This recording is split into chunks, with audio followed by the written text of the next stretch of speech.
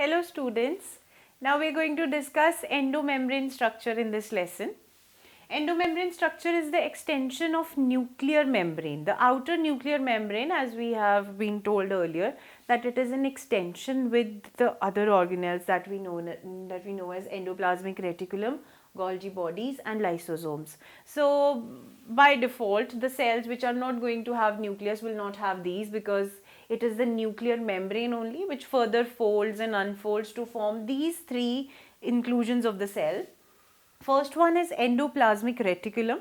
Reticulum, as you must be knowing, it refers to a meshwork, a network. So it is endoplasmic. Endo means inside and plasmic means something inside the plasma membrane. That means the inner membrane, that is the nuclear membrane, will be forming the endoplasmic reticulum. Reticulum means a meshwork. That means supposedly this is the nuclear membrane. Now I am talking about the nuclear membrane over here. The outer one, it must have extended like this, something like this.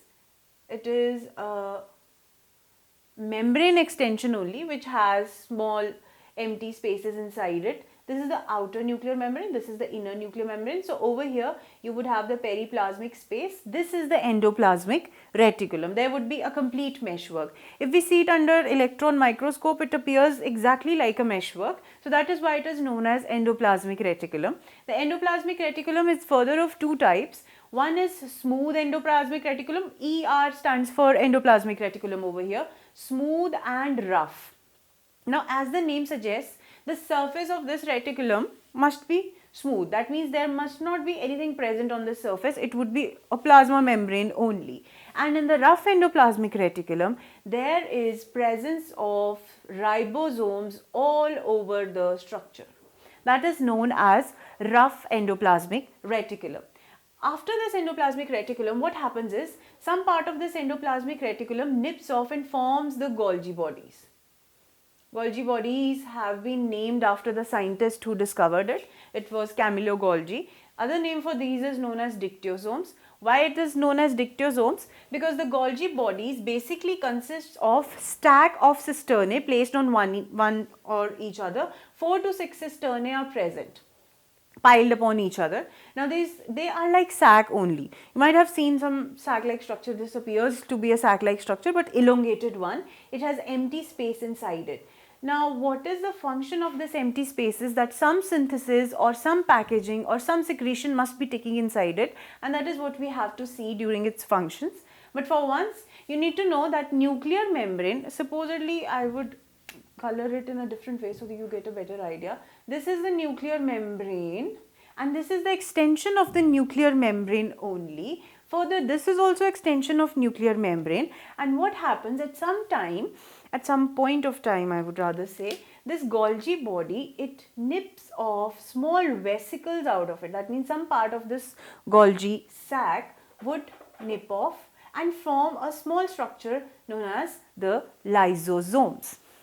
Now, all these three structures, why has the nuclear membrane extend itself like this? This performs a very particular function, very specific function. Each of them, it performs the function of whatever has been synthesized in the nucleus that needs to go into cytosol. Because I told you earlier, or you might have heard, that nucleus is the central organelle of the cell in which all the hereditary information is present. Now that hereditary information has to come out of the cell, has to come inside the cell and perform some functions, and how it would come outside the nucleus and how it would perform function and how the packaging would be done, it would be taken care of in these three parts: endoplasmic reticulum, Golgi bodies and lysosomes. Now let us see what are the main functions of these.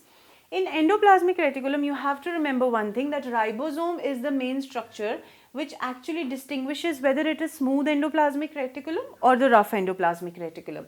So when we talk about ribosomes, ribosomes are actively involved in protein synthesis. If you might be aware of protein synthesis or not be aware, you know that it is the DNA which carries the information, which manifests itself in the form of proteins, and it cannot be completed without the presence of ribosomes, because they are actively involved in the process of translation of mRNA RNA to the proteins. So ribosomes presence, whenever it is written, that means the proteins would be synthesized wherever ribosomes are present. So as the rough endoplasmic reticulum contains lot of ribosomes, as I drew over here, these small spots, these were the ribosomes.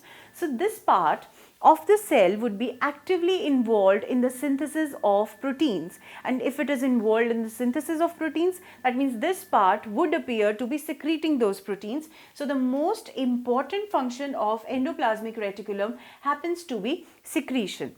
Apart from its structural specification, it gives a mechanical support to the nucleus and the cytosol.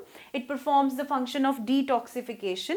Lipid synthesis takes place in smooth endoplasmic reticulum, and you must be knowing that we have lot of SCR and RER present in our muscle cells, which are actively involved in the calcium uptake during the muscle contraction. So this is the function which is performed by endoplasmic reticulum. If not conducted, nucleus would not be able to perform its function. Now, endoplasmic reticulum cannot perform this function if it is not having Golgi bodies, because whenever something is synthesized, that needs to be packaged properly, that needs to be sent at the site of action, and that process would be done by Golgi bodies, which are nothing but some part of the endoplasmic reticulum which has nipped off and formed stacks known as cisternae.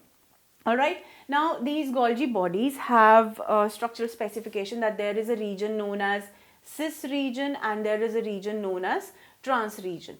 Now what happens in this cis and trans region? Simplest organelle inside a cell is Golgi body only. It is like this. There is a convex structure, sort of, as you can see, outermost being the cis one and the innermost being the trans one. Cis one is in contact with endoplasmic reticulum. That means it receives all that has been synthesized inside the endoplasmic reticulum.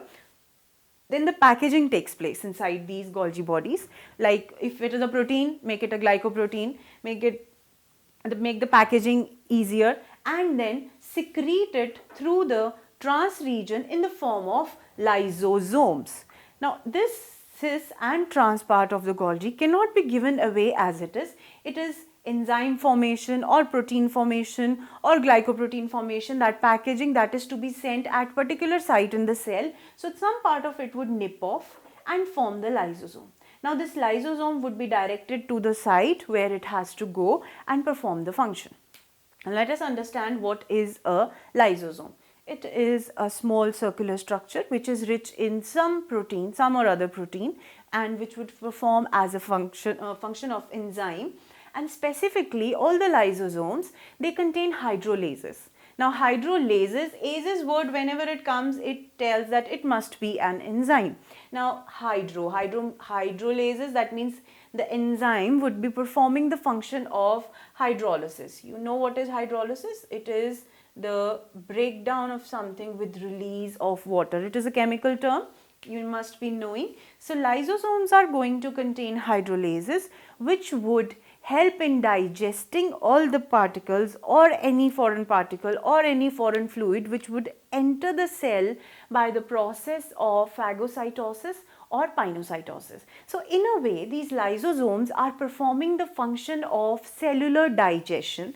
I am not referring digestion over here, it is the cellular digestion inside the cell, where a foreign particle which enters the cell by endocytosis is followed by the breakdown of the cell, where the secondary lysosome is being formed. Then that secondary lysosome digests that outer particle and helps in cellular digestion with the help of enzymes inside it. Thank you.